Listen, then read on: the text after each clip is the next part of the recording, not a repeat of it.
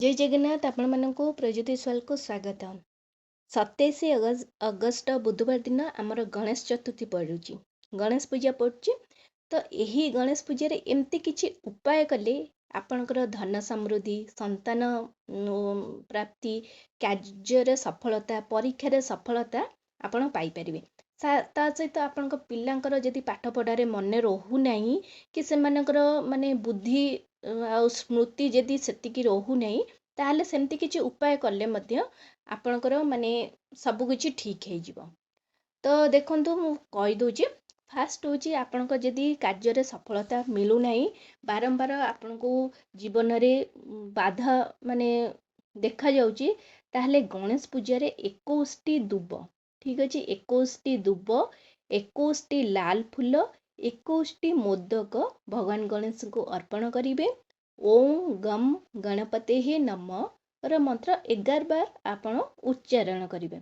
एई भरी कले आपण जीवन रु जहाँ भी बाधा विघ्न अशुभ सबु थिबो सबु समाप्त होई समस्त काम रे आपण सफलता पाइबे। द्वितीय होछि जदि आपण धन समृद्धि प्राप्ति करिया को चाहूचंती, ताहले गणेश पूजा रे नडिया, गुड़, मोदक एतिकी मिसई करी 5टी कंचा खंड हलदी, 5टी खंड हलदी, ठीक अछि, 5टा खंड हलदी अर्पण करिवे। कौन करिवे? गुड़, नडिया, मोदक सहित एई 3टा जिनस सहित 5टी खंड हलदी आपण मिसई करी जदि भगवान गणेश को अर्पण करचंती, ताहले आपनको धन समृद्धि मध्य प्राप्ति हबो। ता सहित अर्पण कर साला परे आपण गोटे मंत्रर जाप 51 थर करिवो, 51 थर करिवे। कौन करिए? ओम श्रीम गम संविद्धम, ठीक अछि। तो एई मंत्रर जप आपण 51 थर करिवे। तापरे सेई हलदी को माने गुड़, नडिया, मोदक भगवान को पाखरे सेमती रहिबो, किंतु आउ जो 5टी हलदी, से 5टी हलदी खंड को कौन करिवे? हलदिया कन्नारे बांधी आपण जोंटी लकर हैला कि जे कोनोसी जगह रे आपण पैसा रखुचंती सेही स्थान रे रखिदेबे। देखिबे आपणकर धन लाभ हबो, ता सहित आपणकर समृद्धि मध्य बढ़िबो।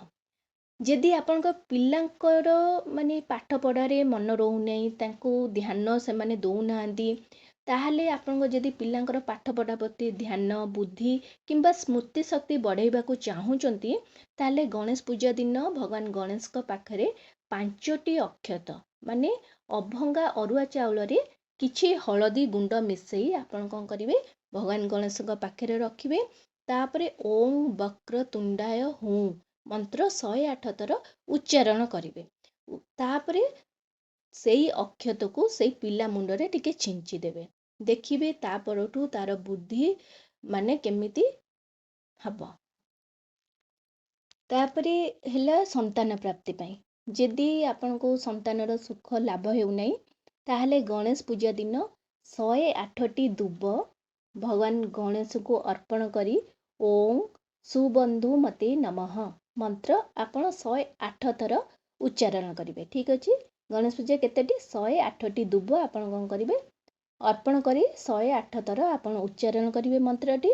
परे सेई दुब को आपण सुखेई देबे, गोटे भल स्वच्छ स्थान रे रखिवे। देखिवे श्री गणेशଙ୍କ कृपारू आपनको जेमिति हेले संतान सुख लाभ हबो। ता सहित आपण जदि कार्य बारंबार विफलता देखुचंती, सफलता पाउनांती, आपनको कार्यटी जे कोनोसी कार्य, आपण किछि नुवा कार्य स्टार्ट करचंती कि बिजनेस करचंती कि जॉब करचंती, से कार्य रे आपण सफलता पाइबा को चेष्टा करचंती, ताहले गणेश पूजा रे गोटे सुनार किंबा गोटे पित्तलर छोट गणेश मूर्ति को आपण कोन करिवे? तांको पाद प्रथमे धोई देबे। तो आपण पाद धोइबे, तापरे ओम सिद्धि बुद्धि सहिताय नमः एई मंत्रटी आपण 51 थर उच्चारण करिवे। तापरे सेई मूर्तिटी को आपण कोन करिवे? घरर पूजा स्थान रे स्थापन करिवे सेई दिन, ठीक अछि। सेमिति कले आपनको कार्यर सफलता मिलिबो। आपण जदि परीक्षा एग्जाम आगु को अछि कि आपण गवर्नमेंट जॉब हैला कि जे कोनोसी एग्जाम पई आपण प्रस्तुत करूचंती, ताहले सेई परीक्षा रे सफलता पाइबा पई आपण कोन करिवे? गणेश पूजा दिन गोटे लाल पेन रे ओम गणेशाय नमः 21 थर लेखि गोटे कागज लिखि देबे। ताकू कोन करिवे? ଆପଣଙ୍କ ବହି ଭିତରେ ରଖିବେ। ଠିକ୍ ଅଛି।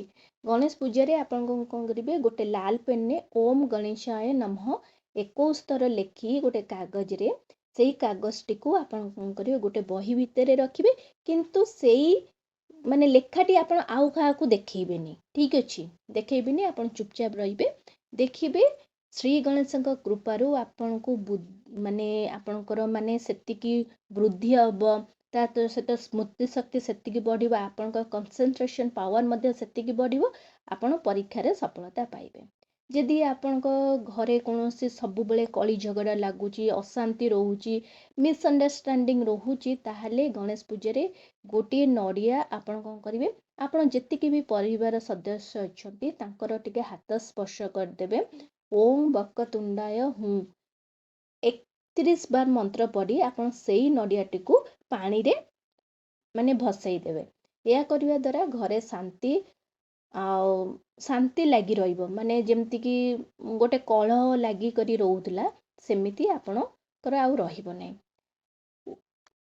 ଶେଷ ଆଉ ଗୋଟେ ଉପାୟ ହେଉଛି, ଆପଣ ଯଦି ରୋଗ ସବୁବେଳେ ରହୁଛି, ଦେହ ଖରାପ ରହୁଛି, ଠିକ୍ ଅଛି, ସେଇ ରୋଗରୁ ମୁକ୍ତି ପାଇବା ପାଇଁ ଆପଣ ଗଣେଶ ପୂଜାରେ 11ଟି ବେଲପତ୍ରରେ ଚନ୍ଦନ ଲେପ କରିବେ।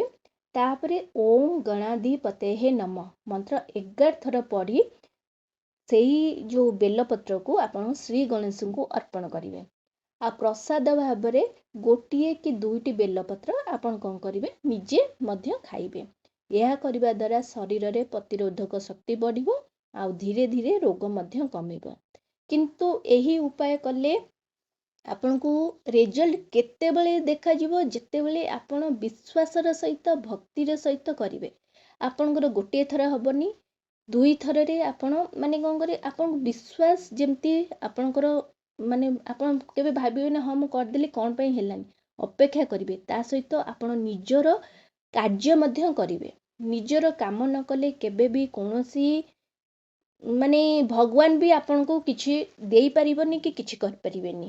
ତେଣୁ ଆପଣ ନିଜର କର୍ମ କରନ୍ତୁ, ଆପଣଙ୍କ ଫଳର ଚିନ୍ତା ନ କରି ଆପଣଙ୍କୁ ଧୀରେ ଧୀରେ ସବୁ କିଛି ମିଳିଯିବ। ଆଶା କରୁଛି ଭିଡ଼ିଓଟି ଆପଣମାନଙ୍କୁ ବହୁତ ପସନ୍ଦ ଆସିଥିବ। ଯଦି ଆସିଛି ତାହେଲେ ଏଇ ଚ୍ୟାନେଲକୁ ଜଲ୍ଦି କରି ଲାଇକ୍, ସେୟାର, ସବସ୍କ୍ରାଇବ୍ କରିଦିଅନ୍ତୁ। ନମସ୍କାର।